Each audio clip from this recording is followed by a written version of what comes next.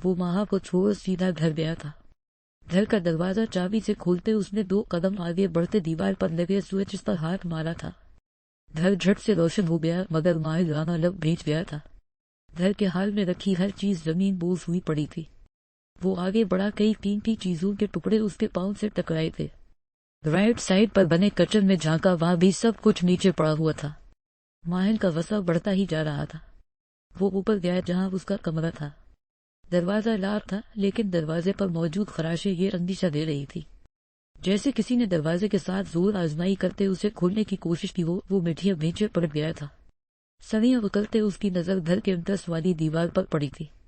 وہ سڑیاں اترتے اب ہاتھ پیچھے باندھے تنے چہرے سے دیوار پر گھسیٹے چند الفاظ دیکھ رہا تھا۔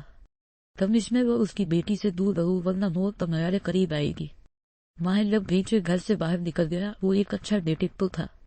اس نے کئی کیس سلو کیے تھے جس کی وجہ سے سب اسے سراہتے تھے، اور اب اسے ڈیڈلی گینگسٹر کو پکڑنے میں کمشنر کی مدد کرنی تھی۔ اس کا ذہن تیزی سے چل رہا تھا۔ گھر سے نکلتے وہ تھوڑا دور اب آہستگی سے چلنے لگا تھا۔ ارادہ ہر چیز کا جائزہ لینے کا تھا۔ تھوڑی دور سڑک پر جاتے اس نے ارد گرد دیکھا، وہاں کوئی بھی غیر معمولی حرکت نہیں تھی۔ ویسے بھی وہ ایک قدرے ایک خاموش علاقے میں رہتا تھا۔ اتنی جلدی اس کے گھر کوئی کیسے پہنچ گیا؟ وہ گہری سوچ میں ڈوبا تھا۔ ہاتھ اب بھی پیچھے باندھے ہوئے تھے۔ جب اسے اپنا سر چکراتا محسوس ہوا کیونکہ کسی نے بڑی زور سے اس کے سر پر وار کیا تھا۔ چکراتے سر کے ساتھ اس نے پلٹ کر دیکھا، وہ اس شخص کو پہچانتا تھا، بلکہ پورا ڈپارٹمنٹ اس شخص کو پہچانتا تھا۔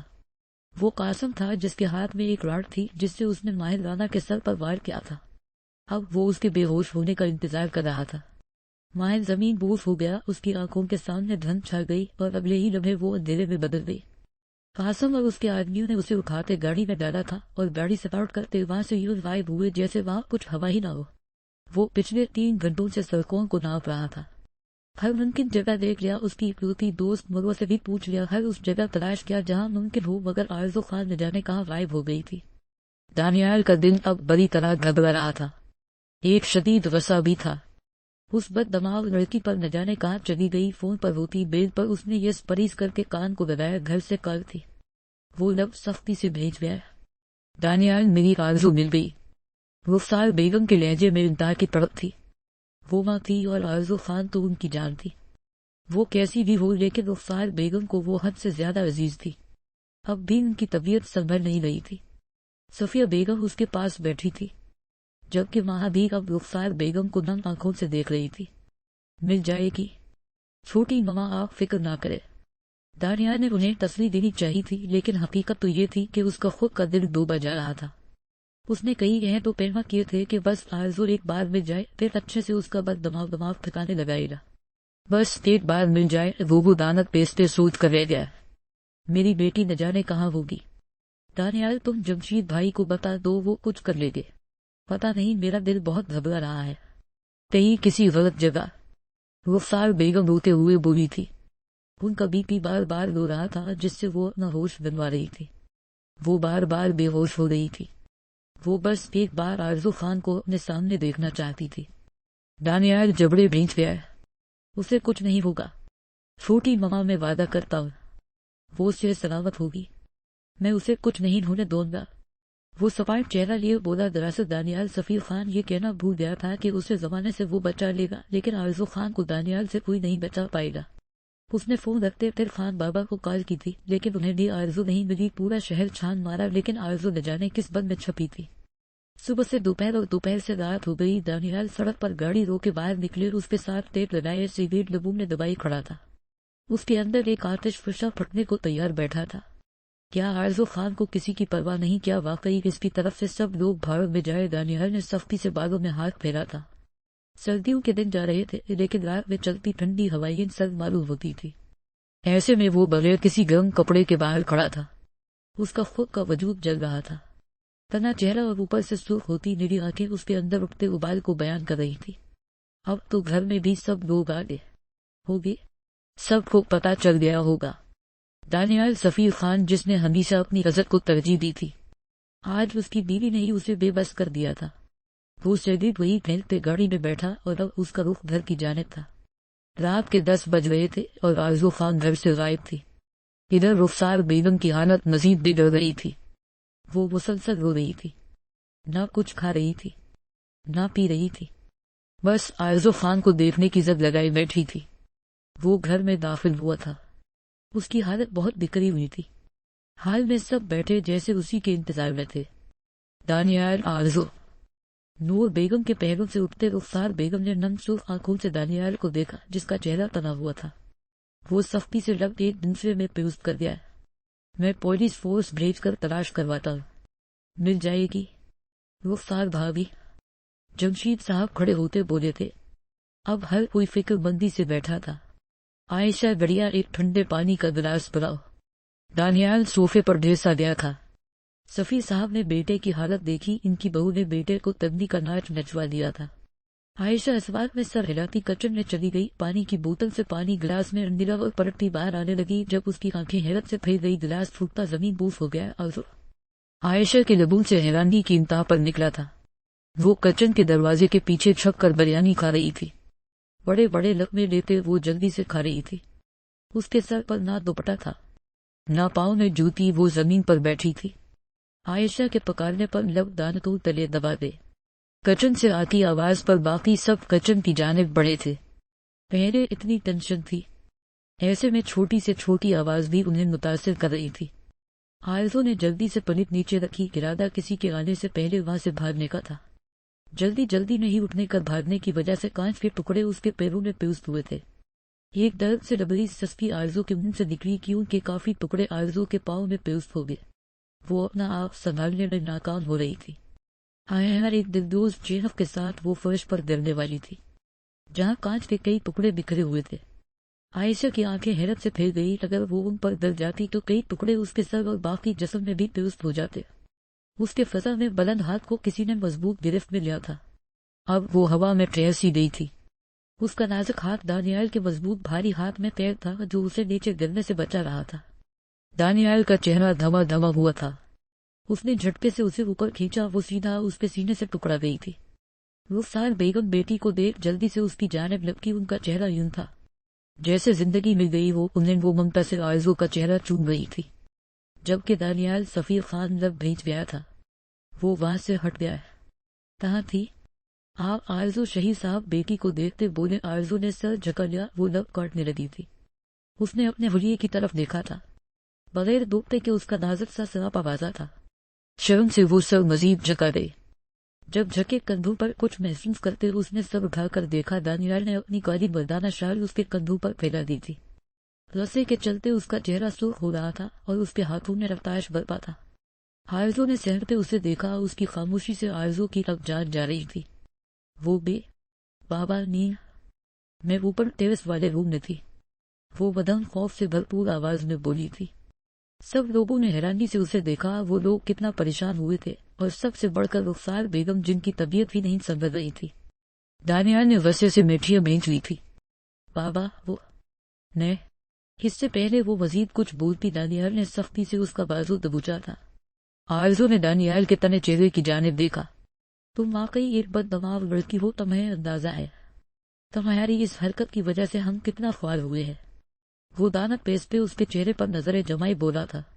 اب بھی بھوک نہ برداشت کرتے وہ اوپر سے نیچے چوری چھپے آئی تھی، کیونکہ عارضو خان بھوک برداشت نہیں کر سکتی تھی۔ تم بھی خوار ہوئے تو یہ اچھی بات ہے۔ میرا ہاتھ چھوڑو، میں اپنے بابا سے بات کر رہی ہوں، تم سے نہیں۔ عارضو اس کی سرافی گرفت سے اپنا بازو چھڑوانے کی کوشش کرتے بولی تھی۔ دانیال نے گرفت مزید سخت کر لی اور عارضو کو لگا جیسے ابھی اس کا بازو ٹوٹ جائے گا۔ اس کی آنکھوں میں نمی تیر گئی۔ اس نے گھر والوں کی جانب دیکھا، لیکن یہ بات واضح تھی کہ دانیال خان اور عارضو خان کے معاملات میں کوئی نہیں بولے گا۔ رخسار بیگم اچھے سے جانتی تھی غلطی عارضو کی تھی۔ دانیال خود کتنا خوار ہوا تھا۔ ہر شیلٹر، ہر ہاسپٹل، ہوٹلس گجا، ہر ممکن جگہ اسے مارا پھیر کر تلاش کیا تھا۔ تمہارے بابا کا اب اتنا حق نہیں رہا تم پر جتنا میرا ہے۔ بہت شوق ہے نہ تمہیں ہمیں پریشان کرنے کا۔ وہ سخت تاثرات لیے بولا تھا۔ عارضو بار بار اس کی گرفت سے اپنا ہاتھ چھڑوانے کی کوشش کر رہی تھی۔ دانیال نے اسے اپنے ساتھ کھینچا اور عارضو کی بیک بون نے سرسراہٹ ہوئی تھی۔ چھوڑو جاہل انسان، وہ اس کے ہاتھ پر ناخن مارتے بولی تھی۔ دانیال مزید لب بھینچ گیا، یہ تکلیف کچھ بھی نہیں تھی اس تکلیف کے آگے جو اس نے پورے دن سہی تھی۔ آرزو کے پاؤں میں شیشے کے ٹکڑے اندر تک دھنستے جا رہے تھے۔ اسے شدید تکلیف ہونے لگی تھی۔ وہ رونے لگی تھی۔ پاؤں سے خون بتا فرش پر نشان چھوڑ رہا تھا، جبکہ وہ بغیر اس کی تکلیف کی پرواہ کیے اسے گھسیٹتا پرانے سٹور روم میں لایا اور اسے جھٹکے سے اندر پھینک دیا۔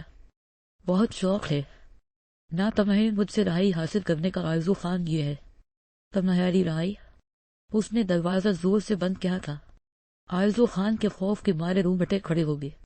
اس کے پاؤں بری طرح زخمی ہو گئے۔ اپنے وجود کو سنبھالنا مشکل لگ رہا تھا۔ وہ لڑکڑاتے ہوئے نیچے گر گئی۔ دانیال نکالو اسے باہر، تمہیں پتہ ہے نہ اس کا ڈر۔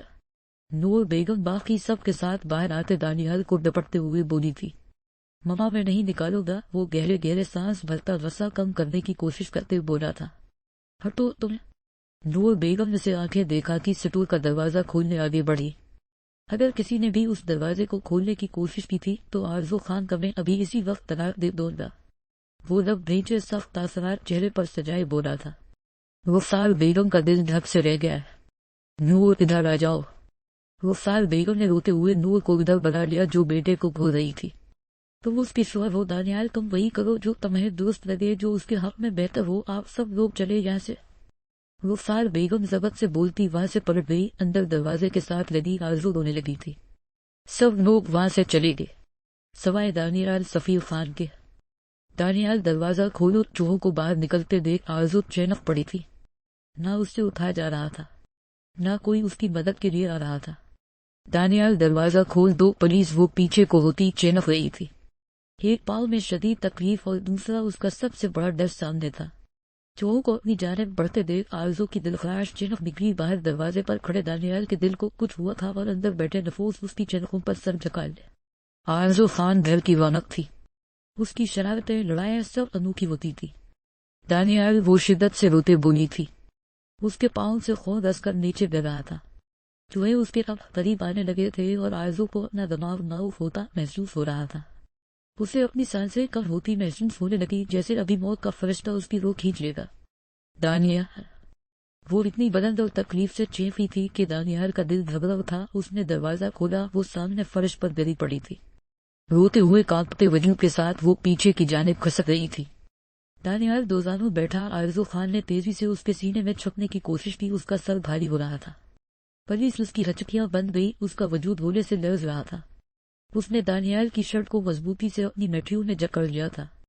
دانیال کے سینے میں موجود دل تیز رفتاری سے دھڑکا۔ وہ لب ایک دوسرے نے پیوست کیے، اسے بازوؤں میں بھر گیا۔ آرزو خان نے بے ہوشی میں نہ جانے کیا بڑبڑا رہی تھی۔ اس کے پاؤں سے خون رس رہا تھا۔ بکھرے بالوں میں اس کے وجود پر دانیال کی کالی شال تھی۔ وہ اسے بازوؤں میں بھرے اندر لایا تھا۔ کسی نے بھی اٹھ کر اس کے پاس جانے کی جرت نہیں کی تھی۔ آرزو خان کے گداز وجود نے دانیال سفیر خان کے دل میں ایک طوفان برپا کر دیا تھا۔ اس نے آرزو کو تھرڈ فلور کے فرسٹ فلور میں لے جاتے بیڈ پر لٹا دیا۔ وہ اب بھی بچوں کی طرح اس کی شرٹ میٹھیول نے پکڑے ہوئے تھی۔ اس کے چہرے پر خوف تھا، چہرہ سفید پڑنے لگا تھا، اور دانیال سفیر خان اپنی کیفیت سے بری طرح گھبرا رہا تھا۔ شرٹ اس کی نٹھیوں سے آزاد کرواتے اس نے آرزو کے وجود پر کمفرٹر دیا اور خان بابا کو کال کرتے ڈاکٹر کو لانے کا بولا۔ اس کی نیلی آنکھیں ساکک ہوتی آرزو کے چہرے پر تک گئی تھی۔ وہ اس کے قریب بیڈ پر بیٹھ گیا۔ اس کے چہرے کو دیکھتے دانیال کے دل نے ایک بیٹ مس کی تھی۔ وہ زور سے آنکھیں میچ گیا تھا۔ 10 منٹ بعد ڈاکٹر آئی تھی۔ سب سے پہلے اس کے پاؤں میں لگے شیشے کے ٹکڑوں کو پاؤں سے نکلا تھا، جس پر آرزو کی نیند بے ہوشی میں دبی دبی سسکیاں نکلنے لگی تھی۔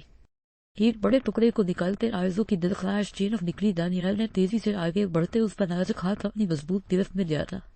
اس کی تکلیف دانیال کے دل میں طوفان برپا کر رہی تھی۔ ڈاکٹر نے پاؤں کی میڈیسن کی اور ہر ایک انجیکشن آرزو کا لگایا تھا۔ میڈیسن لکھ کر دانیال کی طرف بڑھا دی۔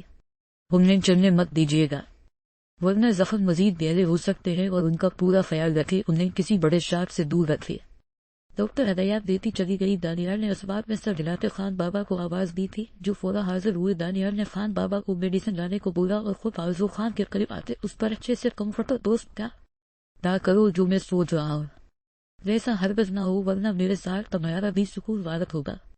وہ اس کے کان کے قریب جھکتے سنجیدہ تپش بھری آواز میں بولتا، اس کے چہرے پر نظر ڈالتے کمرے سے باہر نکل گیا۔